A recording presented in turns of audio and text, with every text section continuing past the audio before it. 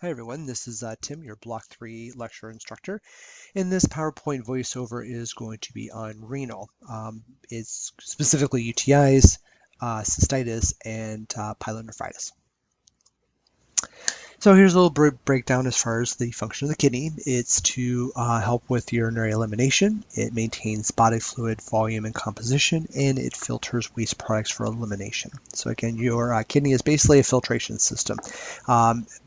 The kidney itself is all really based on the process of homeostasis. It wants to make sure that everything from your fluids and your electrolytes are balanced and making sure that you either have enough of what you need or that if you have too much, it will actually get rid of it. It regulates blood pressure. Again, if your blood pressure is too high, it will actually help excrete the fluid, so that way your blood pressure will come down. It also balances acid and bases. It produces erythropoietin for red blood cell synthesis. So again, if your blood system is low on red blood cells, your kidneys will start to activate and tell your body to produce more. It also converts vitamin D into an active form, so that way your body is able to use it. So whether you're drinking or consuming a lot of calcium and vitamin D's to make sure that your bones are nice and healthy and strong, the kidneys itself are what causes the vitamin D to be usable. So here's a breakdown of the renal system. We have the kidneys, urinary tract, ureters, bladder, and urethra.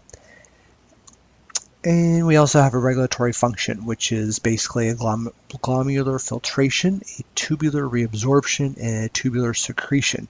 So all this really boils down to maintaining fluid balance and electrolytes and bases. Again, if your blood pressure is too high, your body may say, hey, you know what, let's start excreting some of this fluid so that way you're able to get your blood pressure back down.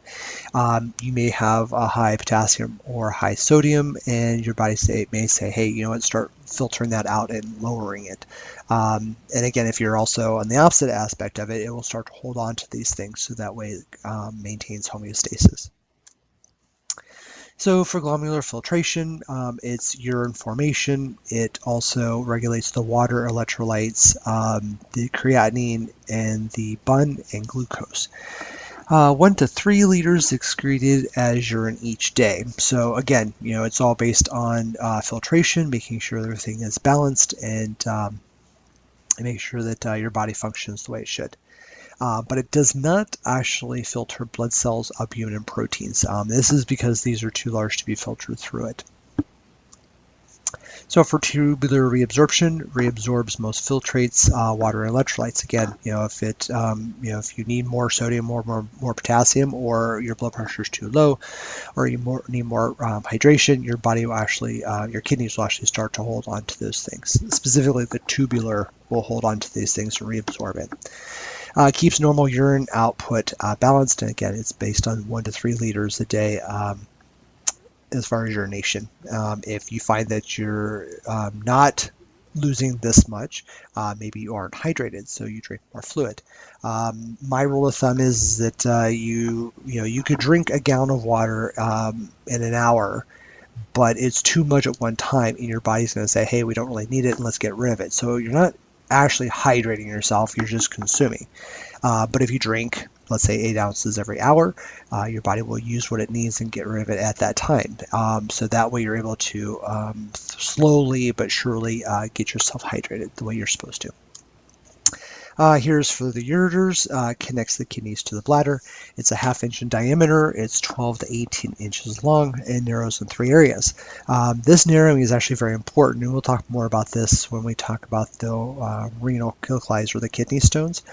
Kidney stones are formed in the kidneys, and they're actually passed through the ureters, but these narrowing areas is where the kidney stones get stuck, and that's where the pain comes from. So here's the urinary bladder. It also has an internal urethral sphincter. The reason why I threw this in here is because I think this is kind of important, or at least you're able to connect some things of what you've learned in Block 1 and Block 2 about the Foley catheter and your patients not being able to urinate. Patients who are that need a catheter to urinate, or for whatever reason they get one, the balloon that you actually inflate to keep it in place sits at the base of the bladder, and right there is actually a nerve. That nerve is what causes us to realize that we have to urinate. When that balloon sits there, it constantly causes that patient to feel like they have to urinate. So if you get patients that are like, oh, I gotta pee, and I can't, even though they have a catheter and even though it's draining, it's because that balloon is actually sitting right there at the base of the bladder, causing not really necessarily aggravation to the nerve. It's just causing it to be felt. So here's the urethra. For men, it's 6 to 8 inches. It is from the bladder to the prostate to the pelvic floor to the penis, and for women, it's 1 to 1.5 inches. This is why unfortunately, most females are more prone to UTIs than men. For men, it has a longer area to travel, so we have a better chance to be able to fight it off. Unfortunately, for women, it's smaller or shorter, and bacteria can actually cause the infection much more quickly and easily. So for lab tests, they're going to draw labs. They'll look at the serum creatinine, which is 0.5 to 1.2. I want you to be aware of the number as far as lab values. I'm a big firm believer in the don't memorize it from number to number. So a serum creatinine level could be 0.5 to 1.2. And that's as a general rule, but based on where you work or based on what book was published or based on what you found on the internet, it could be 0.5 to 1.3. I will never test you on specific lab values. I'm not going to say, hey, a patient has a serum creatinine of 0.4, is that good or bad? Yeah, according to this PowerPoint, it could be bad, but then based on where you work or what book or what Google says, 0.4 could be at the very low end. And so like I said, don't get hung up on exactly the numbers themselves, but just be aware that 0.5 to 1.2 is kind of a general rule, and that's what they're looking for. It's produced when protein and muscle breaks down. So if you actually work out a lot, your serum creatinine actually might be a little high because of the fact that your muscles break down to rebuild so you get stronger. Let's see here, it's filtered through the kidneys and excreted through the urine. So again, it's, if your body doesn't need it and there's a lot of creatinine, obviously it's waste and your body will get through. Increases with kidney impairment. So if your kidney isn't functioning correctly, your body will actually hold on to that creatinine, which will actually cause the creatinine level to go up. It decreases with decreased muscle mass. So again, if you're not breaking anything down, there's not much to actually filter through. As a side note, and this might come up on another slide, creatinine actually might be high due to dehydration. So if you are, let's say, hiking in the mountain in 112-degree heat, the more you sweat, the more fluid you have lost, which causes concentration in your blood levels, which will cause serum creatinine to go up. It doesn't necessarily there's kidney damage, it just means that there's actually an overabundance of creatinine, and once you actually start hydrating yourself, that number will come back down.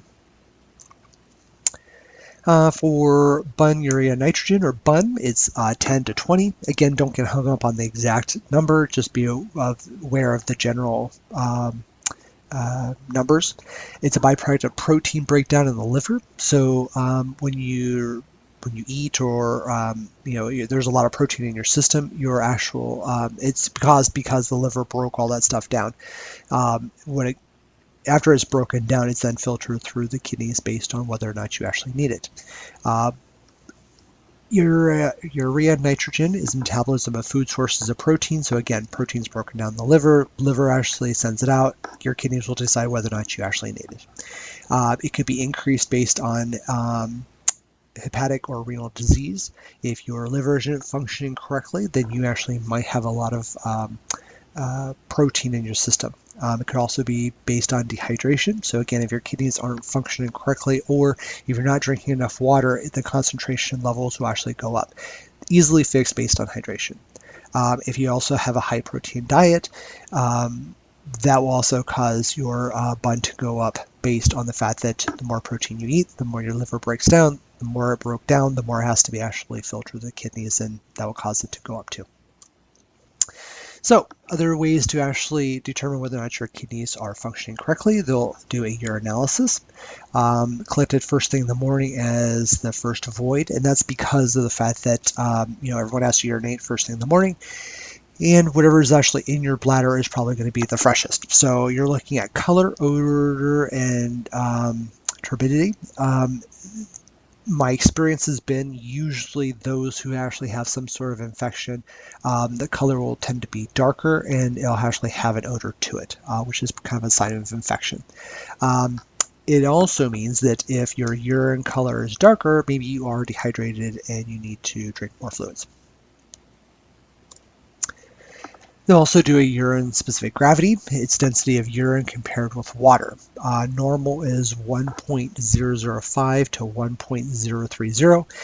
I have been told, and I have actually found that specific gravity could also be 1.01 to 1.02. So again, don't focus directly on that specific number, but just be aware that general rule of thumb is 1.005 to 1.030.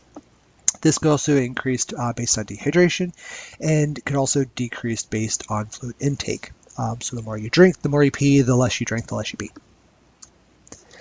For specific gravity, they're looking at pH. Normal is 4.0 to 8.0. It measures acidity and alkalinity. It also looks at glucose. If glucose is increased, it might be because of hyperglycemia.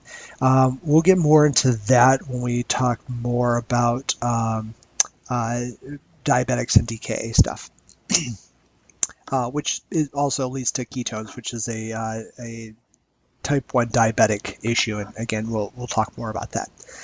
Let's see here. It's also looking at protein. 0.8 milligrams increases based on stress, infection, or exercise. Again, if you exercise and break down muscle, it's going to increase the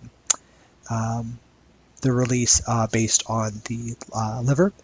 Infection can cause protein can go up, and so can stress. Red blood cells, this is from the catheter stones, tumor, or bleeding disorder. So again, you should not be bleeding through your, urinary tract. That's abnormal. So if you do have that, we have to figure out what the cause is. This could be a placement of a catheter causing trauma to the urethra. It could be stones, as far as kidney stones. Again, they're going from kidney through ureter to the bladder.